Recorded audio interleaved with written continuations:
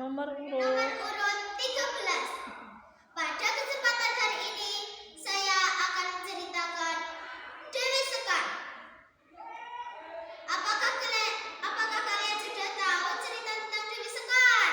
belum. Jika belum, dengerin ya. Ya. Dewi Sekar yang bijaksana.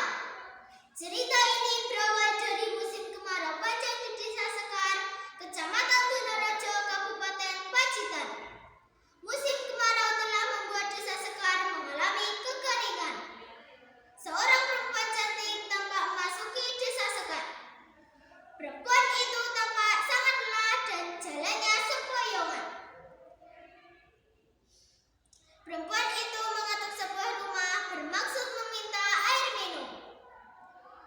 Lalu ia berjalan dan berteduh di bawah pohon. Ia bersemangat ketika melihat laki-laki tua berjalan membawa punggung. Pak tua, tunggu, panggilnya. Laki-laki tua itu pun menoleh ke arah Dewi Sekar. Ada apa, Duk? Maaf, Pak, bolehkah saya meminta air minum yang Bapak bawa? Saya sangat haus. Waduh, maaf, punggungnya kosong. Lihatlah. Laki-laki tua itu pun membuka punggung yang dibawanya. Dewi Sekar pun mengangguk. Maaf, Pak, saya tidak tahu kalau punggung yang Bapak bawa itu kosong. Tapi bolehkah saya ikut ke sumber air? Tentu saja, mari. Dalam perjalanan ke sumber air, Pak tua itu pun bertanya.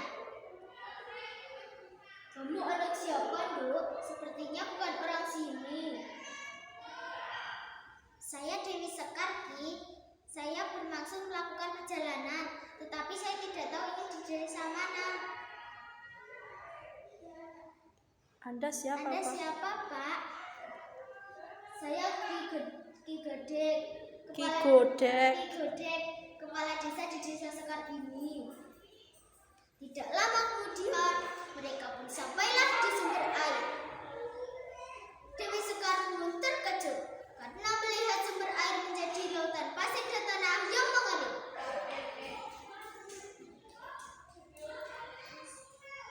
Ini minumlah. Ini minumlah. Hanya ada air kelapa. Ini pun masih sedikit. Mudah-mudahan Mengurangi rasa dahagamu.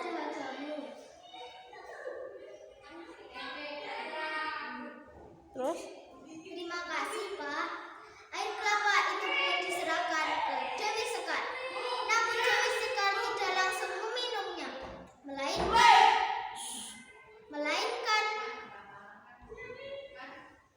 malah kusuk berdoa. malah besok berdoa dan meniup air kelapa itu sebanyak 3 kali. Air kelapa itu pun dituangkan ke sumber air yang mengering di hadapannya. Seketika air yang dituangkan tadi berubah menjadi air yang muncul dari berbagai sudut. Pak tua itu pun terkejut dan tidak bisa berkata-kata lagi. Ki Godek, kalau Desa Sekar mengalami kekeringan lagi, lakukanlah seperti apa yang saya lakukan. Terima kasih Dewi Sekar. Kami akan menyaksikan Dewi. Saya tidak bisa melakukan apapun. Saya tidak bisa membalas apapun. Sama-sama, Ki. Semua atas kebesaran Allah. Maka jagalah apa yang dititipkannya, termasuk hutan dan penghuninya. Saya permisi, Ki. Melanjutkan perjalanan.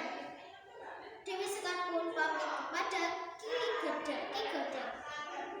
Sejak saat itu masyarakat di Desa Sekar tidak pernah mengalami kekeringan, melainkan masyarakat di Desa Sekar hidup makmur dan damai. Pesan moral dari cerita saya tadi, air adalah sumber kehidupan bagi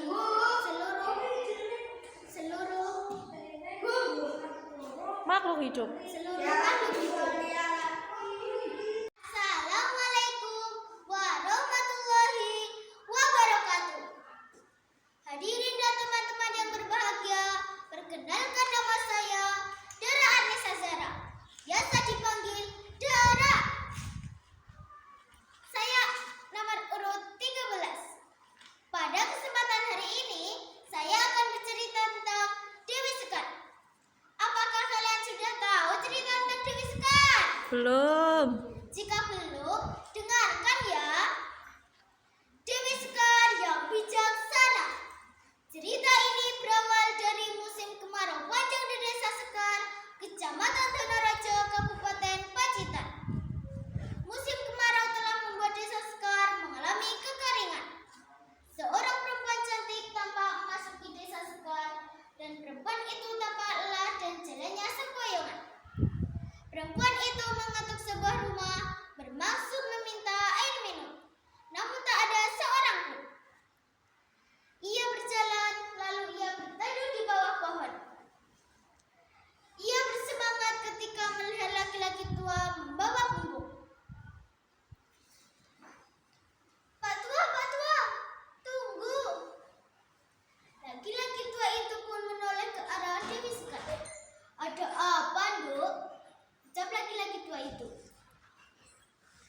Maaf, Pak. Bolehkah saya meminta air yang Bapak bawa? Saya sangat haus. Waduh, maaf. Bumbunya kosong. Lihatlah. Pak tua itu pun membuka bumbung yang dibawanya. Dewi Sekar pun mengangguk. Maaf, Pak. Saya tidak tahu kalau bumbung yang Bapak bawa itu kosong. Tapi bolehkah saya ikut Bapak ke sumber air? Tentu saja. Mari. Dalam perjalanan ke sumber air, Pak tua itu pun bertanya, "Kamu anak siapa, Nduk? Sepertinya bukan orang sini." "Saya Dewi Sekar, Ki. Saya bermaksud melakukan perjalanan, tetapi saya tidak tahu ini di desa mana." "Anda siapa, Pak?" "Saya Ki Godek, kepala desa di Desa Sekar ini." Tak lama kemudian, mereka pun sampailah di sumber air. Dewi Sekar Dewi Sekar pun terkejut. karena melihat sumber air menjadi lautan pasir dan tanah yang mengering. Lalu Pak tua mencarikan air kelapa untuk Dewi Sekar. "Maaf, Dok, hanya ada air kelapa. Ini pun masih cengkir. Minumlah, mudah-mudahan menghilangkan rasa hausmu." "Terima kasih, Pak." Air kelapa itu pun diserahkan ke Dewi Sekar. Namun Dewi Sekar tidak langsung meminumnya, melainkan malah kusuk berdoa dan meniup air kelapa itu sebanyak 3 kali. Air kelapa itu dituangkan ke sumber air yang mengering di hadapannya. Seketika air bermunculan dari berbagai sudut. Pak tua itu pun terkejut karena melihat air Dari berbagai sudut.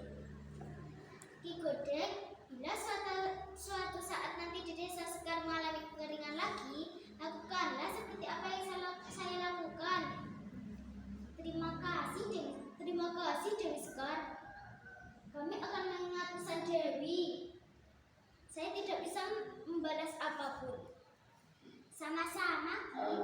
Semua atas kebesaran Allah. Maka jagalah apa yang sudah dititipkannya, termasuk hutan dan penghuninya. Saya permisi, Ki, melanjutkan perjalanan." Dewi Sekar pun pamit kepada Ki Godek. Sejak saat itu masyarakat di Desa Sekar tidak pernah mengalami kekeringan. Mereka pun hidup makmur dan damai. Pesan moral dari cerita saya tadi adalah bahwa kita harus menjaga ekosistem.